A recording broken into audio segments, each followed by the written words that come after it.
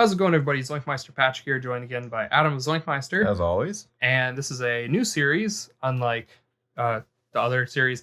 This is a review and discussion, which we'll be doing for every completed series on this channel, which is a completely spoiler-full discussion, non-spoiler free. And so if you are not familiar with the game, you can watch our Let's Play or go play it yourself or whatever, and then come back and hear what we have to say about it. Highly recommend. This game, especially towards the end, became a game I was really like. I was surprised going into it. I was like, yeah, whatever. But by the end, I was like, no, I got to see what's gonna happen. Yeah. So check it out. We'll give you a second. Will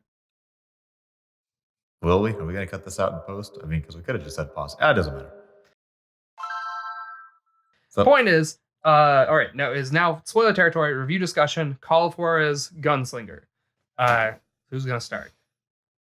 Good game.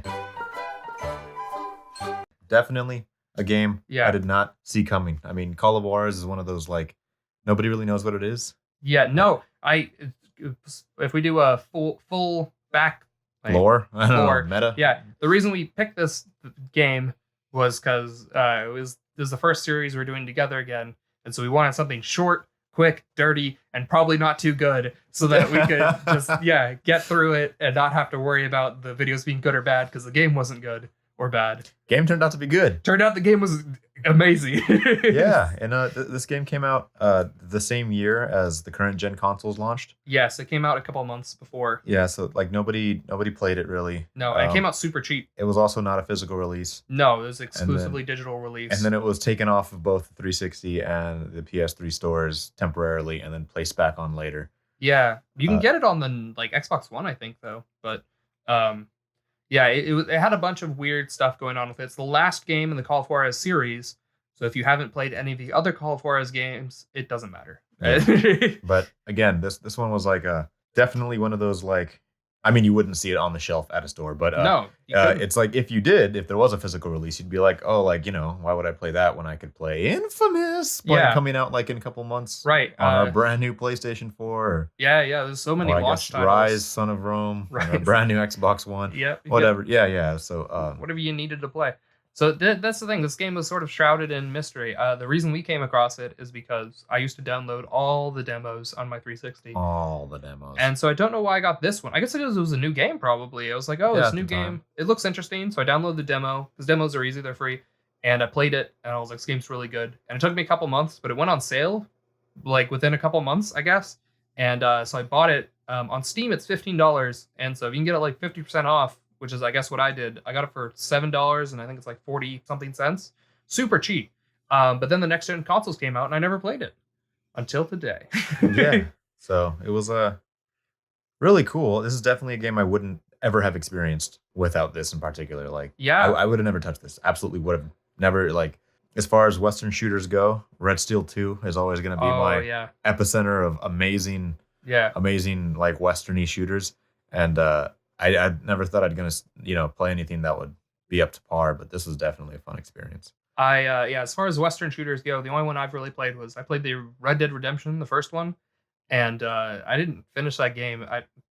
Honestly, that game's not nearly as interesting as this one is. To be fair, now there's Red Dead Redemption 2. I still haven't finished. They pulled some stats, and I guess like it was like 80% of all players who have played Red Dead have never got the ending. Yeah, Red Dead 2 haven't got the ending yet. Yeah, those games just aren't. This game was interesting. Yeah, this game was legitimately interesting. It was fun to play. Red Dead had an interesting world. Everything was super slow though, and gameplay was not fun. Yeah, that's something I guess about the Wild West. This game starts off pretty slow. Like, even I'd say the first couple parts, we probably thought that this was just going to be a generic Western shooter or whatever. Yeah, to be fair, it's kind of hard to. The Wild West is a very, like, boring time period, right? Yeah. It's like there's legitimately, like, architecture. Everything's wood. Everything's basic. Everything's square. Yeah. No one has the primitive technology in, like, housing and development and even guns. You know, the guns are revolvers are simple. It is like you're pulling a trigger. A hammer is slamming the back of a little. Yeah, it's very straightforward. It's dirty. Yeah, And nobody showers, nobody brushes teeth, everyone spits everywhere. It's clothing is just like, mass produced, whatever you can get, dirty rags. A poncho, some jeans. Yeah. So it's like it's already a hard era to stick with. I mean, you can't even make scenery too beautiful in westerns. And this game still managed to do that with some of the greener places. Yeah, you do eventually get to like forests, and there was like at the end there was the ghost mist and stuff like that. They did some really cool stuff. I don't know. They pulled some magic going on here left and right with this whole setting that is really hard to pull off. So I guess we should say, since this is a game that I feel like we'd be more convincing you to check out than trying to talk people down from. So let's start with what the goods are here. The audio design is good the entire way through. I think Adam said the only thing he didn't really like was the hissing on the dynamite. Yeah, it's weird. It kind of sounds like someone was pretending to be a snake and then backing up a little bit. But other than that, the enemies have like the stereo sound. If you're wearing headphones, you can tell where an enemy is standing if you're wearing headphones. All the guns sound good. All the voice acting is on par the entire way through. There's some amazing voice lines in there. All the characters feel iconic and they're very distinctive voices. You immediately know who's talking all the time. All the guns feel fun to shoot. They're really slow to reload, but like I don't know if that's a kind of part of the era. And as you get upgrades, the upgrades make a huge difference. Those are the upgrade system worked out really well, where they actually made the upgrades matter to the point where when you got all the upgrades, you become God. You're invincible. It is ridiculous. For me, I feel like this game does something that is really hard to explain unless you just play the game. Yeah. Or just, I guess, watch a playthrough. Watch this playthrough. Watch the playthrough on this channel. Is that this game told a bad story in a magnificent way. Yeah. Well, so that's another thing. I guess the way they paced it was bad, but they told it in an amazing way. That's something that this game does that I only seen done in media, I think one other time. Okay. Is capturing the oral storytelling in an experience where just the story told by mouth. It's done so well. The entire game is based around this old man, Silas Greaves, who just walks into a bar, and there's this younger guy in the bar, and he's like, "Hey, aren't you that famous guy?" He's like, "Sure am." It's like, "How about you tell us some of your stories?" He's like, "Okay. What do you want to hear?" And so just the whole game is that. It's him telling these stories orally, these Wild West, crazy, fantastic stories, and then the visual representation of these oral stories is done so magnificently. And just they get to like every single aspect of an orally told story that you wouldn't expect in such a short amount of time that they'd be able to pull off. Yeah, this is definitely interesting. It's almost like what Half-Life told its story without dialogue. Yeah. This one did the opposite, where all of the storytelling was through intensively well-written narratives. Yes. That the story was being told while gameplay was going on. Yeah. But because it was the perception was that you were listening, you were also, I guess, the audience, quote unquote, because you didn't know what was going to happen next. Right. That you were being explained the story as well. And it's a perfect example of an unreliable narrator where he's trying to tell a good story. So it's not necessarily you don't know if it's true. You don't know, what's going to happen next. There's segments where like you have to back up. Because, oh, wait, I forgot about this part. Yeah, it's like, oh, wait, I forgot to tell you. Hold up, a couple seconds back, this thing happened. So it'll reverse backwards a few seconds, and then like something will be there that wasn't there prior. Yeah, and there's like this one part where you're in a swamp, and it's all like wet and gross and like green, and like there's barely any textures, and Ben's like, oh, yeah, that autumn was probably pretty beautiful, right?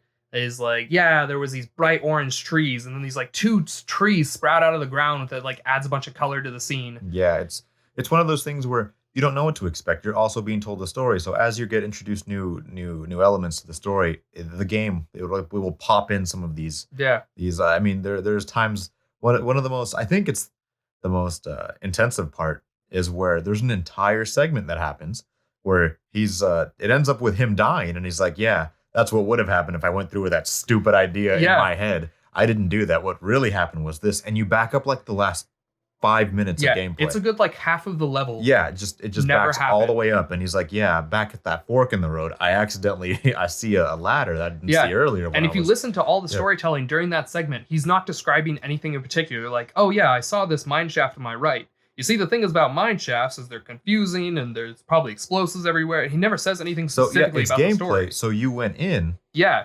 But like he never says he went in though. That's the cool thing about it. It's not like he's saying lies at any point. There's even one point where, it's like, oh, and then They attacked me like Apaches out of nowhere. And it's like, Apaches? Where did Apaches come in? It's like, what? No, I didn't say Apaches attacked me. Yeah, the guys who were attacking you were Apaches. And then it's like, wait, hold on. I didn't say Apaches. I said they attacked me like Apaches. And then it'll back up, and the previous enemies weren't Apaches you just anymore. Killed are now cowboys instead of Apaches. Instead of Native American people. It was cool. I think this has been the best way. They somehow did that weird like psychosis trick, right? Where like they did things that normally would be like in crazy, quote unquote, crazy or insane games without doing the crazy or insane. No, there's like at no point was because the whole point was like crazy stuff would happen. It's like, oh, it was just a vision. None of that was real. But it's like, it's because you're not there. It's because it's just a story. You're filling in the gaps. It's really cool.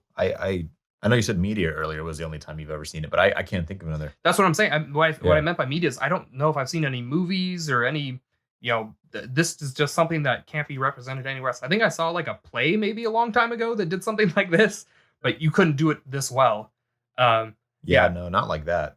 I think it really adds in because in movies and stuff, you're along for the ride and like that's it. But this is like you're the interaction. You're doing the movement. So hearing that. Oh wait, no, I didn't do that. So we didn't do that. Yeah. We just back everything we just did the last couple minutes get backed up like, oh right, we didn't do that. That's what we would have done. When it gets to its craziest is there's this one level where the storyteller has to use the restroom, so he gets up and leaves, and you have to replay the same tiny segment over and over again. They don't know what's gonna happen. So he's walking through a train car, and every time he walks through the train car, the next door is the same train car. Yeah, it's the same train car because they don't know what happens next. Yeah, and like he goes to the restroom, and they talk to each other. Do you think he's telling the truth? Yeah, he's like there's no way he did that. Yeah, he couldn't have done that. There's no way.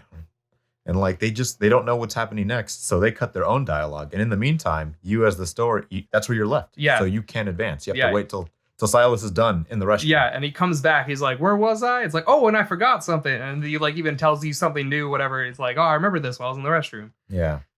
So all right, we covered the good. We've gushed over this game enough. All right. So what didn't this game do? Okay, so there's a game. It is really short. There's that. This game is short. It's also super cheap though. Yeah, it's also super cheap, and it's also like a product of its time. So like there'll be some moments like you'll look and there will be a bunch of pop-ins happening. Yes, like texture pop-ins. The texture pop-in is a little aggressive. And the render distance is even visible with some of the weapons when you zoom in, because you can zoom in and the textures like pop in more when you zoom in. Yeah. So I don't know if they're going for like a cone shape render where like your camera is. It might be. It could be a fact that like, I mean, could you imagine being told it's like, all right, make a game that'll be selling for $15, and it's like, right, you're not going to make any money off of this. Craziest high. Yeah. Yeah, it's like, okay, it's like, so where are we going to put it? The fact that they put this much time and effort into a game that was... this is one of the best stories I've ever seen written for something so like inexpensive. I can only imagine it must have just been the heart and soul of just some heart and soul. The Call of Juarez team that's just like, this is the last thing. Like, this is it. Let's go out with a boom. Yeah. So, and they did it. It was good. As far as downsides, the gameplay is fun, but doing some things that aren't directly like you wouldn't do them commonly, like climbing ladders feels inconvenient because you have to like hold X. Yes. I don't know if it's our controller, but like sometimes jumping felt like it didn't work. The jumping and the melee, all the like buttons except for shooting, would sometimes get weird. I even like just recently I had trouble with like the concentration, your RB. I had trouble with sometimes. Like all the buttons felt like there was slight lag on them or something. Melee was almost completely unreliable. Like I mean, you almost never have to, but it's just, it was weird. But even so, the times where I felt like, oh shoot, he's really close, and I try to melee, I'd just die because it just wouldn't work out. Yeah, like jump, I'd like mash the jump in order to jump. Like I don't know what was the controller's fault and what was the game was just kind of didn't catch inputs very well. Yeah. RT, the shoot button worked every single time perfectly. Yeah, it's fine. That's what makes me think that like might have been the game's fault, because RT I imagine to be like the most broken button on my controller. So I don't know. See, what else? I mean, graphics, not using resolution or catch all, but graphic styling, it was cool. Yes, it was a cool style. It was pretty simplistic. Again, for what they're going for, Wild West, just like you can't use too many colors, right? Because then you'd be breaking, your settings. It is stylistically really simple, and it is stylized too. All the a lot of textures are 2-dimensional, and then they're like layered on top in like a bunch of different angles to make it look 3-dimensional. It kind of has a cool look to it. But I imagine they probably saved on space with using flat images all the time. Yeah, for a ton of textures. And then enemies weren't too distinctive. A lot of the same. Yeah, again, that's a matter of I imagine they put their budget where they had to. But that is one thing. You don't run into like salamanders. Yeah, it's definitely one of those things. There's not. I didn't like the duels. I did not like the duels. So there's a dueling system in the game that I keep going back and forth on this, where I think I would have enjoyed not having to do the duels probably more, but it's one of those things where this is the 4th game in the series. I wouldn't be surprised if it's just like, where's my duels, Yeah. And it's like for the duels, what they are, I don't want to keep comparing this to other games, but the only other game I know that has a duel system is like Red Dead Redemption. And I really dislike the duel system. I talked to some other people. They're all like, the duel system in Red Dead's a joke. The first Red Dead. This game, the dueling is like, could actually be hard and like takes a bit to learn. And I feel like they did the best that they could. It's just something that doesn't work well just in general. Yeah. Conceptually, it's just a hard. Yeah. I feel like it's just something they felt they had to put in, and it was just a matter of how they did that. And it is what it is. It's not the biggest thing. You don't have to do it too often, which kind of doesn't help in getting good at it. But that is something to talk about more goods about this game.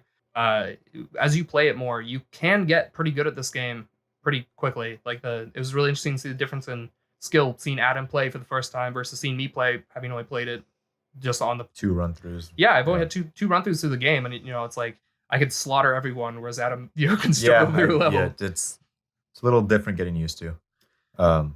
There's something there, and then I don't know if we want to skip straight to it, but the ending. You have a choice at the end. So hold on. Okay, we're gonna. I feel back. Like let's end that with a United States of Slam. Yeah. Anything else? So yeah, just one last negative is that the pacing is. I mean, they're telling an amazing story. Yeah. But like sometimes there will just like it's just bad pacing. Like it's between level pacing. Within a level, you usually I feel like it's not too bad. Yeah, it fits. It's just in between the levels. There'll be like a moment where we just fought a boss. Yeah. We killed him. And then they were like, "Oh, cool. So what happened to his partner?" It took me a couple months, but I tracked him down." And then it just goes to the next boss. Yeah. Like immediately, like, "Oh, okay." Because something weird that the game tried to do is it covered every single major event and character that took place in the Wild West, all within 14 levels. Yeah. And so stuff's like, okay, how are we gonna do this? It couldn't possibly be possible to cram that in with the low budget short game. And it spans like 50 years, or 30 years or something. In game time is a lot, but they'll do stuff like. Yeah, which is why I lost this trail for 4 years, but luckily, and then it kind of just gets hard cuts. A lot of stuff is underexplained in those hard cuts. Like, what do you mean it took you 6 months to track him down in Kansas? We were just in New Mexico. What happened? Like, it's just they do that a lot. It's not because everyone dies in the like correct place, and they have to. It's just stuff like that where it's like it's impossible. There's no way to have done it well. Right.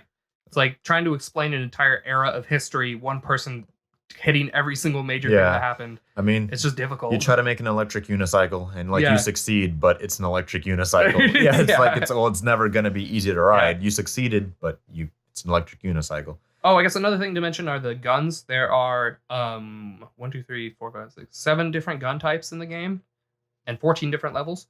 And there's 3 different types of guns. There's the shotguns, the pistols, and the rifles. There's 2 kinds of rifles, 2 kinds of shotguns, and 3 kinds of pistols. For the most part, it seems kind of like there aren't too many. There's not that much, like basically the 3 types of 3 types. Like there's no real difference between the 2 different kinds of shotguns. And then the rest are just like either side of the spectrum. It's like, okay, one shoots slow, but zooms in and is powerful. The other one's less powerful, less zoomed in, but it shoots faster. That sort of thing. It's like a basic spectrum.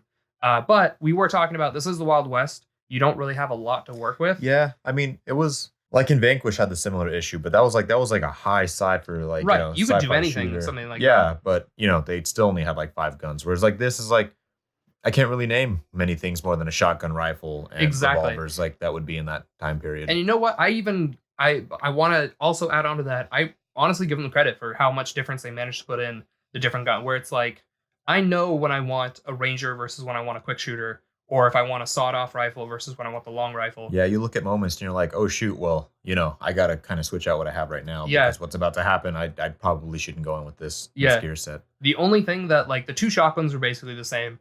And the mid-range pistol, the 6-shooter, I never found a use for. Because it was either I needed long range or I needed short range. There's never a time where I was like, oh, what if I need both? Kind of.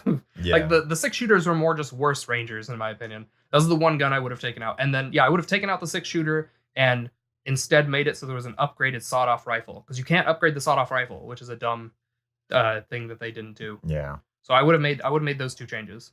Ready to cut to the ending? Yeah, I feel like we talked about a lot of most good, everything. A lot of eh. Yeah. Nothing necessarily bad, just eh. Yeah. No. And some things are done better than maybe they should have been. So another thing is some of the bosses at the end, I couldn't there was the dynamite bosses. There's 2 different bosses where you could only kill them by throwing dynamite at them. And those were kind of a weird idea. I mean, I kind of feel like I got the point where like, okay. Yeah, it was weird because I guess we kind of have to have something like this. Yeah, the way they set it up was they would have like forced dynamite segments, but I mean like that one was that episode 11. Yeah, in our playthrough, yes, where like there's like a rock like on the left side of that. There's like the only place you could comfortably throw dynamite distance wise, and there were times where dynamite was thrown and it looked like it was clear cut and it exploded and it was like, oh well, you slightly exploded it in front of him, no damage. You have to like get it right behind him, and this is the only rock where you could possibly do that. Oh, okay, cool. So it's just me behind this rock. Oh, I'm out of dynamite. Let me run to refill. Run back to the rock. Yeah. Like, oh, cool. That's So those bosses were a little on the weak side, but I guess they kind of wanted to mix things up. It's new mechanics. That's something we didn't mention. They introduced new mechanics continuously until the last fight, or the second to last, depending in the game. You learn the Mexican standoff mechanic. It's the only time you use it in the entire game.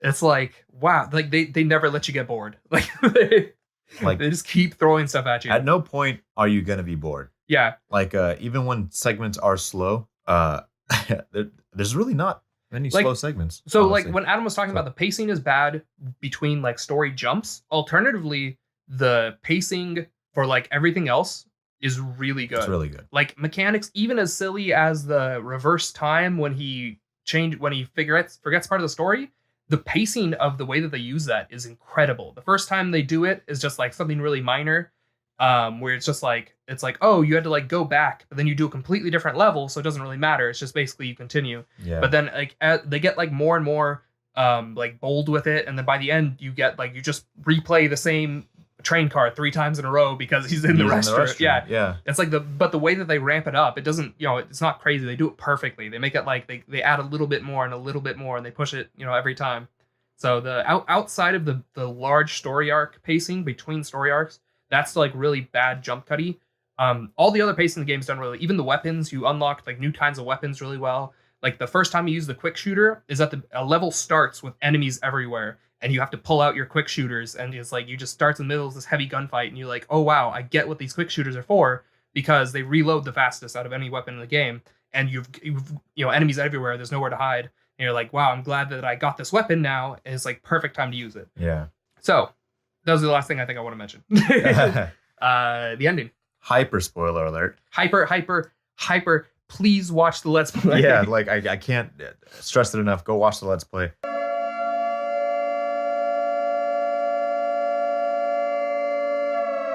The whole point, as we've been explaining, is that Silas Greaves has been explaining this story to several people in a bar. Yes, he walks into the bar, he orders a drink, and then someone stops him and says, hey, will you tell us a story? You have the kid Dwight, who's probably like young. He's, I think like... He said he's going off to, so we learned he's going off to the army. So he's got to be like 18, 17, something 18, like that. Young age. You have Molly, who's a waitress. Yes. You have Ben, who's the bartender. You have Steve, who is possibly the manager at that point. He becomes the manager at some point. In 1910. Yeah. So we'd have to check what year the game starts. Yeah, he becomes the manager in 1910, so he's possibly currently the manager at the time of the story being told. And Jack, who's just a guy, also getting a drink there. Yeah, he's basically like the only other patron at the bar. Like, you could argue Dwight's a patron, but Dwight, I don't even think he's drinking. Yeah, I think he's just hanging out. Yeah, so Dwight, asks Silas to, hey, you're Silas. Can you tell us a story? Yeah. And he's telling stories. And so I don't want to. We'll get back to that. But keep in mind, he's like gonna order a drink, and like Dwight kind of interrupts him. Is like, hey, I know you. Tell us a story. He's like, all right, I'll tell a story. Yeah, sure. So Molly comes over to give him the drink. Yeah. And he's telling the story. She listens. Jack's right there. He's listening. Steve's nearby. He's listening. And Dwight's the one being told the story, and Ben's the one who made the drink. He's at the bar, right? So, it's 2 people working there. The manager's just probably hanging out, and then the 2 patrons are just hanging out. Yeah, so as he's going through this story, right, he's like, you've been going through these stories with him, and you're like, oh man, a lot of these things are impossible or whatever. Yeah. Or like he pulls off some crazy stuff where he's like, I fought 100 Indians. Yeah. Like 100. And the more and more you go into the story, he's telling you that he's tracking down the three guys. Yes. Who attempted to kill him and his brothers by hanging. And successfully killed the other two because they were all hanging from the same tree branch, but it snapped. But he survived, but his two brothers didn't. Yes. Because they were bigger and heavier. Yeah. Or whatever. And so the whole game is basically he's explaining the set of stories that basically builds up to his revenge, and he slaughters pretty much hundreds. Everyone who was ever majorly important in the Wild West ever. He was either basically got killed by Silas Greaves. Yeah, he murdered and all of their boys, their gangs, their mercenaries, all of them. It's basically any unconfirmed killers in the Wild West were Silas Greaves. Yeah, and he said he was able to track down everybody but Roscoe Bob Bryant. Yes, was the only person of the three brothers, or of the three people who killed his brothers. He's like, yeah, I'm tracking down Jim Reed, Roscoe Bob Bryant, and Ringo, right? Johnny Ringo. Yeah. So Johnny Ringo he kills pretty early on, actually. Yeah, and then the whole game is he's tracking down all these different people, murdering them. Like he's murdering people to find out information to murder people. Yes. Like that's like a very, and like the most elusive one is Bob. Is like he kills Johnny Ringo pretty early. And he's like, Jim Reed, he's not hunting down too hard. He's like kind of after Bob the whole time. Yeah.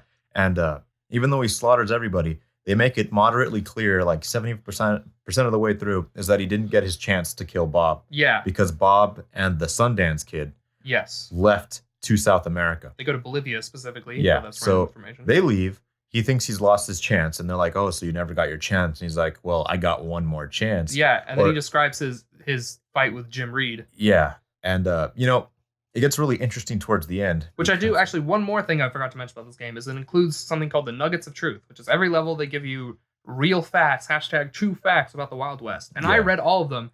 And I did not. They were spectacular. That was actually a really fun part of the game. Was as far as like, I don't know what kinds of collectibles you can put into a game like this, but I actually really did personally appreciate those collectibles. And they're paced really well, too.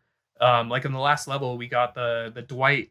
We got one for the. Do you want to just spoil it? No. So, but the point is that even the nuggets were paced well, which is something that you wouldn't expect. Yeah, the collectibles being well placed. Yeah, like Spider-Man. When I played Spider-Man recently, and I got all the backpacks. Yeah, like those were amazing to read, but they were like random. Like, exactly. It's like, oh, that was kind of like these were like, oh no, this is cool. No, reading the nuggets as you go through that game they add so much information and so much good. You remember like Black Bart.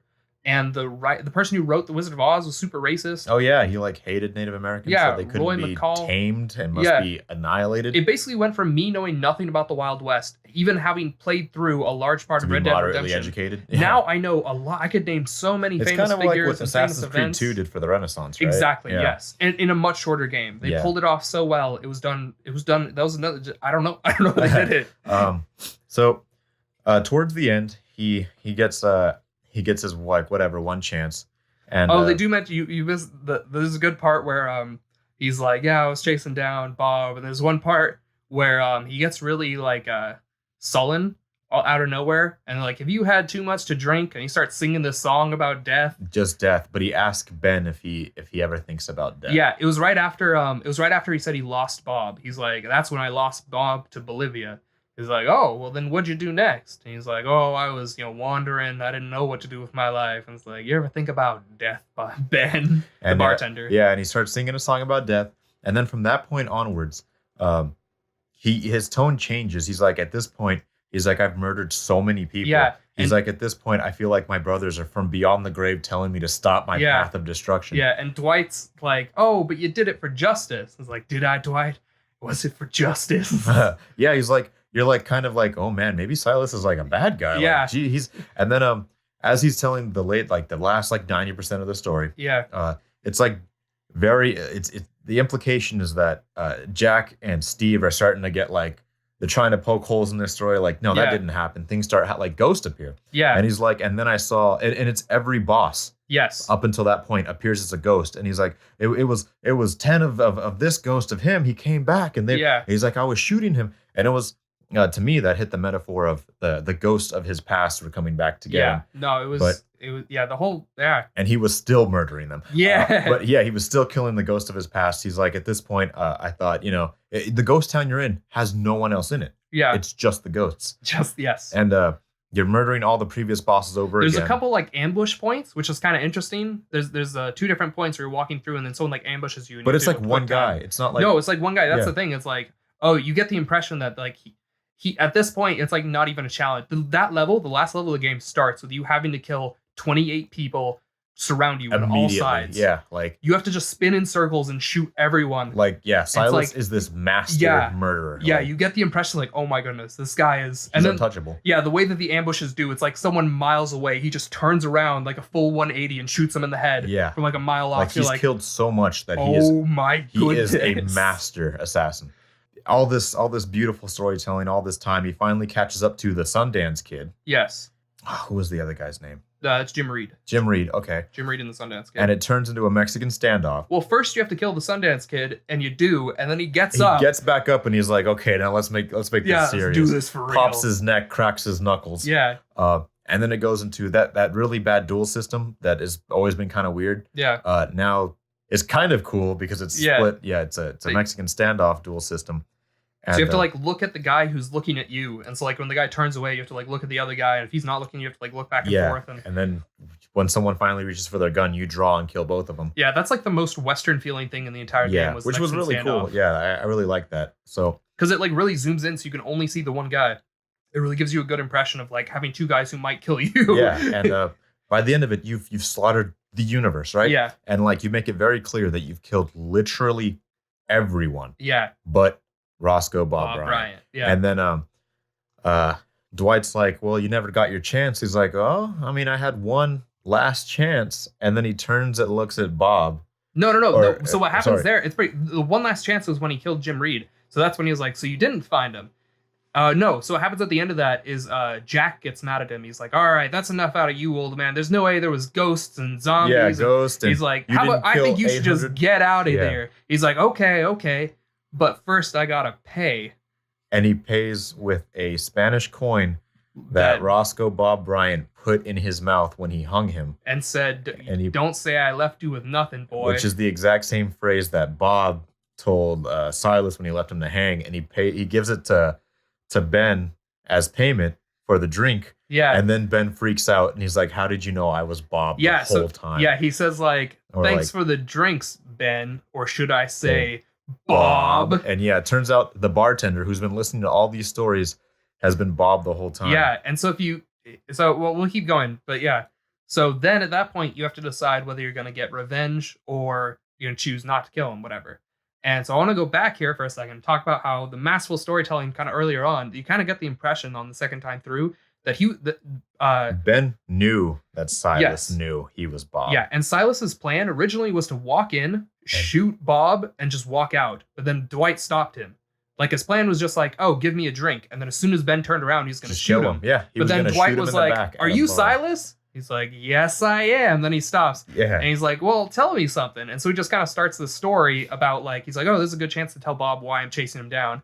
And then as you go, you get the impression that he's like talking himself up a little bit to like scare Bob. Yeah, there'll be times where like he's like Dwight will be like, so what happened with Bob Bryant? And then Ben will be like, I'd rather hear a story where you didn't try to murder Bob Bryant. Why don't we talk about this? Oh, what did you do with this other situation? Yeah, the first time you play through the game, you would have never caught that. No, the first time you're just like, oh yeah, he's probably tired of, whatever. Maybe he's interested. Because Ben knows a lot about everything you do. Yeah, it's very clear that Silas and Ben had those like inside information between them. At first you were thinking, oh, maybe Ben was just another cowboy in the West, and so he just sort of has a lot of information about all this stuff too. He's just sort of an experience. Like I thought he was just a former bounty hunter like Silas. I thought it was just like old man reminiscent. But then like, Silas gets kind of aggressive as the story goes and stuff like that. And so yeah, it's really cool. It's really well done. It, like the second time through when you know who Ben is, the dialogue has completely different meaning and delivery and stuff, and it's like, oh, this is really well done. It works both ways so well.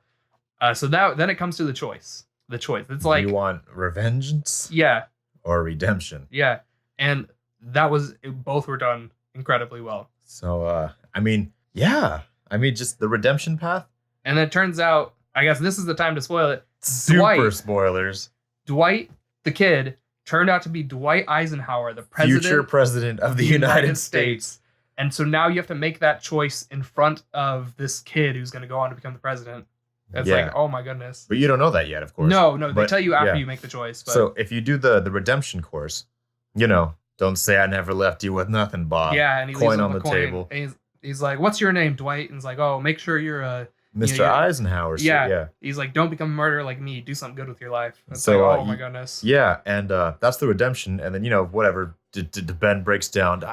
Realizes he's killed so many people that, maybe I can let Bob go after all 50 years of murderous. It's this incredible monologue or whatever dialogue at the end. It just ends with this one cutscene, whatever. It's he even if you pick the redemption path, Bob says, if you knew it was me this whole time, why didn't you just kill me? Yeah. And he's like, well, I wanted to see what kind of man you've become. He's like, you could have pulled a gun on me at any point when I told the stories because you knew you were you. You knew I was me. Yeah. He's like, but you didn't know I knew you were you. Yeah. So that's what he mentions. Like the reason he told the stories, he was trying to psych Ben out. He was hoping Ben would pull a gun on him. So he could just kill him, but he never did. Yeah. So he's like, we flip-flopped. You started off as evil and then became good. Yeah. Or, where I started off as good, you killed my brothers and I became the worst. Murdered everybody in my path. And that's just the redemption That's path. The good path, or quote good. So that's kind of another thing is I'm not even sure if it was good and bad by the end of it. It was the other literally one was redemption or revenge. Not good and bad. Yeah. So then the revenge path, you get an extra boss fight. Yeah, you get to square off with Bob in the bar. Yes, you actually do a duel with Bob, which is like exactly what, if you're doing that path, what you want to have. Yeah, right? It's like you'd assume that, and you kill him. And then he's like, well, anyone else want to step up? And he like looks at Jack and Jack's like, no, I don't want to step up. He's like, good. And he's like, well, I'm leaving. And he leaves. And then Steve's like, oh, Dwight, you better get out of here. Like, you don't want to be associated with this. You don't want to get associated with this. We should get young Eisenhower out of here before he's supposed to be leaving the army soon. Yeah. It's like one of those, but he just, after hearing all this, I don't know. I don't even know what's canonical. No, well, this is the last. That's another thing I was thinking. This is the last game in the series, so they could arguably be both canonical. Whichever one you chose is the canonical ending. Yeah, it's like because Bob was never found. Like the real Bob Bryant, I think he was like lost in Bolivia. Or whatever. Yeah, I mean, I Wikipedia'd it. He died at the hands of some but I mean, everybody died at the hands of some nonsense later. So it was like unconfirmed death in some kind of army based camp. Any of the unconfirmed deaths were all attributed to Silas. So it's kind of an interesting thing where it's like. We don't know. It's like I think the idea is just like whichever one you picked, that is the ending of Call of Juarez. Yeah. So I mean that's pretty much it. That's Call of Juarez. That's full the first length R&D. Spoiler full explanation. Review. Yeah. Hopefully you guys like this. We'll be doing more of these. We have to do one for Trek 2, which we finished on this channel a bit earlier. What are we slapping on this? What? Like a grade? Oh yeah, we have to. So that's another thing. We have a new grade system that we haven't really tried out yet, and so it's unknown how well this will work, but. So Adam's grade is probably going to be a bit lower than mine. I think I had a bit more of a connection with this game. This is one of my favorite games I've ever played. I actually did end up really liking this game. It has its faults, but I blame the fact that it must have had the lowest budget imaginable. They did a good job with what they were working with. Yeah. So this is one of those like, assume my review is skewed based on assumed budget and price of the game. And so I might be giving it a little bit, more juice than it's worth. I'm fully willing to admit that. So I'm going with an A-. I'm going with a B+. So we haven't explained this system yet. That's all for this week. Remember to subscribe. But it's a grade system. So from bottom to top, it goes F, D, C-, C, C+, B-, B, B+, A-, A. So I don't think there's just like 3 tiers. Like, there's a bunch of middle cuts in between there. So the highest possible ranking something could get is an A, because we here at Zoinkmeister believe that nothing can be perfect. So we want to have that bit of, the A is that anything like 95 above. Yeah. It's like it was good. Really and so good. Yeah, so I my initial reaction was to give this an A just because the ending was so good. The ending's an A. I'll give it that. But then I was talked down, and I spent like a whole day just like trying to talk myself down, and I only got to an A-. I got to an A- pretty quickly, but I tried to get down to a B+, and just like a game can't amaze me so many times in a row, over and over again, the entire way through from beginning to end, and me not give it the recognition it deserves. So I think there are some definite flaws. I understand the B plus absolutely, but it's just like it's a question of like, would I recommend this? I'd recommend this to everyone. If you can't play shooters, then watch the playthrough, because you should not skip on this game. Don't sleep on this game. Yeah, this is the kind of thing where if somebody asked me, "Hey, should I play this game?" and I was like, I mean, if you have like $7 and a Steam account or something, like go ahead and jump right in. Play the game if you want. Watch the game is a must though. You got to see that story, because that story was like wow. Like I'm legitimately happy I was able to experience this, because I never would have. Yeah, it's like whether or not you should play it, I don't know. There's no excuse not to experience it in some form or another. Definitely good. A lot of flaws. Product of its time. I mean, it is what it is, right? Yeah. It's very straightforward. There's nothing wrong with it. A couple really good things, a couple great things, a couple okay things. Nothing bad though. Nothing wrong. There was like never a moment where I had to say like, yeah, well, I hope we never do that again. Yeah. So. No, so that's how we feel. So it's an A- and a B+. You could try to translate that to other review styles, but we specifically chose the grade style because we want it to be sort of, I don't know, I feel like it fits for what it is better than anything else. So there you go. Yeah. We'll see you guys. Yeah, that's it. Yeah, thanks for watching. Thanks for watching. Thanks for listening. Yeah. And we'll see you guys in other stuff, in other series, other R&Ds. Reviews and discussions. Research and development. Yeah. Zoink out. Yeah.